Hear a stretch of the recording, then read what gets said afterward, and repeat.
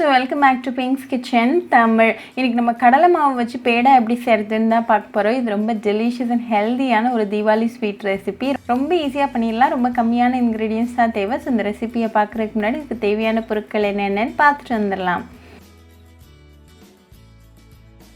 ஒரு பேனை சூடு பண்ணிக்கோங்க. அதில் 4 டீஸ்பூன் அளவுக்கு எண்ணெய் சேர்த்துக்கோங்க. எப்போவுமே வீட்டில் காய்ச்சின நெய்யே சேர்த்துக்கோங்க. அப்போ தான் உங்களுக்கு டேஸ்ட் ரிசல்ட்ஸ் எல்லாம் நல்லாயிருக்கும். நான் ஆல்ரெடி வீட்லேயே எப்படி நெய் பண்ணுறதுன்னு ஒரு வீடியோ பண்ணியிருக்கேன். அதோட லிங்க்கை நான் டிஸ்கிரிப்ஷன் பாக்ஸில் கொடுக்குறேன். மறக்காமல் செக் பண்ணிக்கோங்க. இந்த நெய் கம்ப்ளீட்டாக உருகிற வரைக்கும் நம்ம வெயிட் பண்ணிக்கலாம்.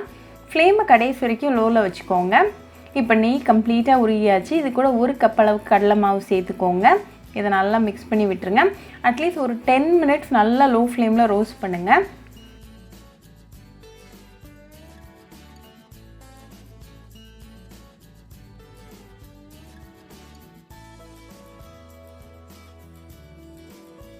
இப்போ 5 மினிட்ஸ் ஆகிருக்கு. கட்டி தட்டியிருக்கு. ஸோ இந்த கட்டி எல்லாத்தையும் நல்லா ஷ்ரெட் பண்ணி விட்டுருங்க. நல்லா மிக்ஸ் பண்ணி விடுங்க. இப்போ 10 நிமிஷத்தில் இதுலேருந்து நெய் ரிலீஸ் ஆக ஆரம்பிச்சிச்சு. ஸோ இந்த ஸ்டேஜில் ஃப்ளேம் ஆஃப் பண்ணிவிட்டு இதை ஒரு மிக்சிங் பவுலுக்கு மாற்றிடுங்க.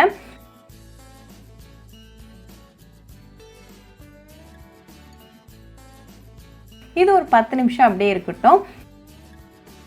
10 நிமிஷத்துக்கு அப்புறமா இது கூட ஒரு 1/2 கப் அளவுக்கு பவுடர்ட் சுகர், அப்புறமா 1/4 டீஸ்பூன் அளவுக்கு ஏலக்காய் தூள் சேர்த்துக்கோங்க. இதையும் நல்லா மிக்ஸ் பண்ணி விட்டுருங்க. எல்லா இன்க்ரீடியன்ஸும் சமமாக பரவுற மாதிரி நல்லா கலந்து விட்டுக்கோங்க.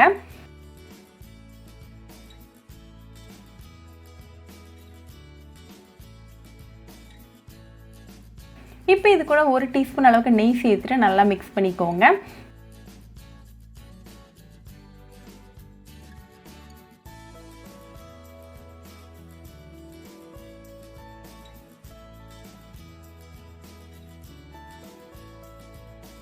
இப்போ நமக்கு பர்ஃபெக்டான கன்சிஸ்டன்சியில் வந்தாச்சு.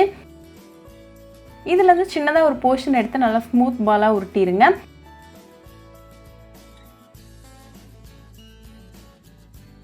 அதை லைட்டாக இப்படி ப்ரெஸ் பண்ணிடுங்க. இப்போ நமக்கு சுவையான கடலை மாவு பேடா சூப்பராக ரெடி ஆயாச்சு. இதை உடனே சர்வ் பண்ணி உங்கள் ஃபேமிலி அண்ட் ஃப்ரெண்ட்ஸ் கூட என்ஜாய் பண்ணுங்கள்.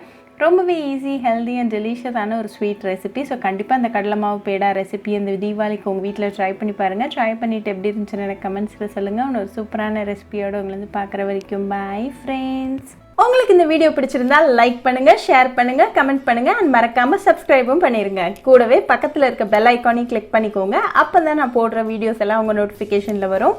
உங்களுக்கு ரெசிபிஸ் இங்கிலீஷில் பார்க்கணுன்னா பிங்க்ஸ் கிச்சன் சேனலை பாருங்கள். சேனலோட லிங்க் நான் அந்த டிஸ்கிரிப்ஷன் பாக்ஸில் கொடுக்குறேன். மறக்காமல் செக் பண்ணுங்கள். இன்னொரு இன்ட்ரெஸ்டிங்கான ரெசிபியோடு உங்களை பார்க்குற வரைக்கும் பாய் ஃப்ரெண்ட்ஸ்.